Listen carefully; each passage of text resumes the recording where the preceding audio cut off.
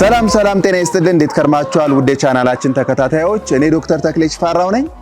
ዛሬ እንግዲህ በእንቁላል ጣይ ፋርም ውስጥ እገኛለሁ ዶሮቻችን ሲታመሙ ኩሳቸውን በማየት ብቻ እንዴት በሽታቸውን መለየት እንችላለን ወይንም ደግሞ ምን አይነት ኩስ ሲጥሉ መታመማቸውን በምን እናቃለን ብላችሁ በጠይቃችሁ መሰረት ከዚህ ጋር የተያያዘ አንዳንድ ሐሳቦች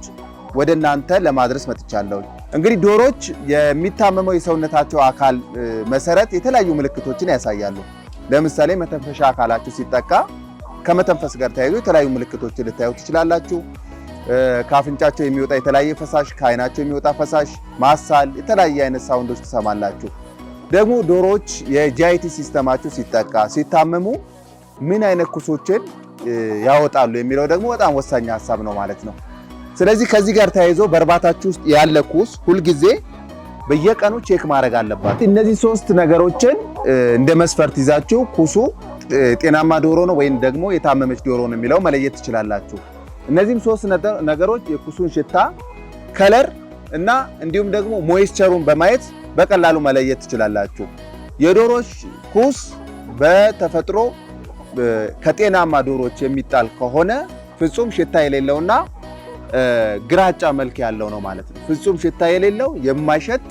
ወዲያውኑ ደግሞ ከዚህ ከምትመለከቱት ኩሳቸው ጋር ተደባልቆ ወዲያውኑ የሚጠፋ ነው ማለት ነው ስለዚህ ፍጹም ሽታ የሌለው መሆን መቻል አለበት ማለት ነው በሁለተኛ ነጥብ ደግሞ ከለር ማየት መቻል አለባችሁ የሚጣለው ኩስ ከለር ምን አይነት ነው ይሄንን ለማወቅ ለይቶ ለመረዳት ደግሞ አስቀድሞ የኖርማል ኩስ ከለር መለየት አለባችሁ ማለት ነው ስለዚህ በተለምዶ ዶሮ ቤት ውስጥ የምታዩት ኩስ ግራጫ ከለር ላው ላይ ነጭ ከለር ያለው ኩስ እሱ ኖርማል ነው ብለን መውሰድ እንችላለን በተጨማሪም ደግሞ ሽሮአማ መልክ ያለው ኩስ እሱም ኖርማል ነው በተጨማሪ አልፎ ደግሞ የሚጥሉት እጅግ በጣም ጥቁር የሆነ ሬንጅ ከለር ያለው ኩስ እሱም ኖርማል ነው ማለት ነው ነገር ግን ከዚህ ውጪ ያሉት ነጭ ፈሳሽ የሆነ ኩስ የሚጥሉ ከሆነ እርሱ የበሽታ ምልክት ነው ማለት ነው ደም አሊያም ደግሞ ስጋ የሚመስል የቀላቀለ ቢጫ አረንጓዴ ኩስ የሚጥሉ ከሆነ በከለር እነዚህ ነገሮች መለየት ትችላላችሁ ማለት ነው ወሳኙና ደግሞ የመጨረሻው ነጥብ ደግሞ ያለውን የውሃ የሞይስቸር መጠን በማየት ነው ስለዚህ የሚጥሉት ኩስ በባህሪው እጅግ በጣም የደረቀ ነው አሊያም ደግሞ ውሃ የበዛበት ፈሳሽ መሆኑን መለየት መቻል አለባችሁ ማለት ነው ስለዚህ